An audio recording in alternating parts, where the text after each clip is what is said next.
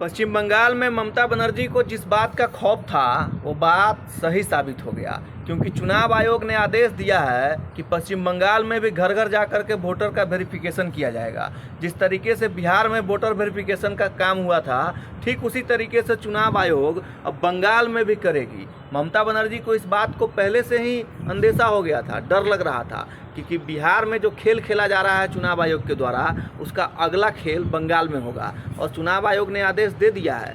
अब आगे की प्रक्रिया शुरू हो चुकी है, क्योंकि आने वाले साल यानी 2026 में बंगाल में विधानसभा का चुनाव।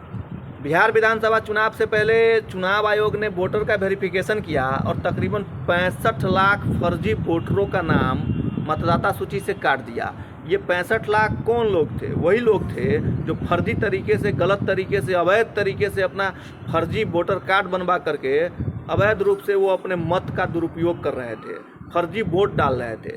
65 लाख लोगों को चुनाव आयोग ने मतदाता सूची से बाहर निकाल दिया है। लेकिन सबसे बड़ा सवाल है कि जिस तरीके से बिहार में 65 लाख अवैध घुसपैठियों को चुनाव आयोग ने मतदाता सूची से बाहर निकाल दिया, क्या चुनाव आयोग इसको देश से बाहर निकाल पाएगा? नहीं निकाल पाएगा, क्योंकि देश से बाहर निकालने की जिम्मेदारी भारत सरकार की है। और भारत सरकार से हम सभी लोग ये मांग करते हैं कि ये जितने भी घुसपैठिए पूरे देश में रह रहा है, न कि बिहार में, पूरे देश में जो भी घुसपैठिए फर्जी तरीके से रह रहा है, अवैध डॉक्यूमेंट बनवा करके वोट दे रहा है, उस सभी को इस देश से लात मार करके बाहर निकाला जाए।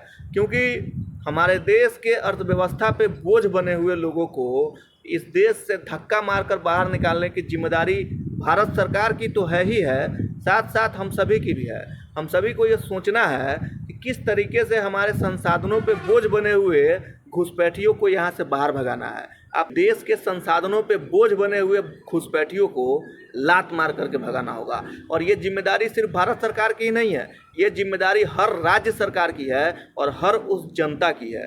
हमारी और आपकी भी जिम्मेदारी है, क्योंकि हम सबों के संसाधनों पे बोझ बना हुआ वो तमाम घुसपैठिया है। जरा सोचिए कि सिर्फ बिहार में 65 लाख इनकी संख्या है, तो पूरे देश में कितना होगा।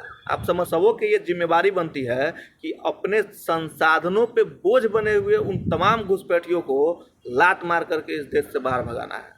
जय हिंद।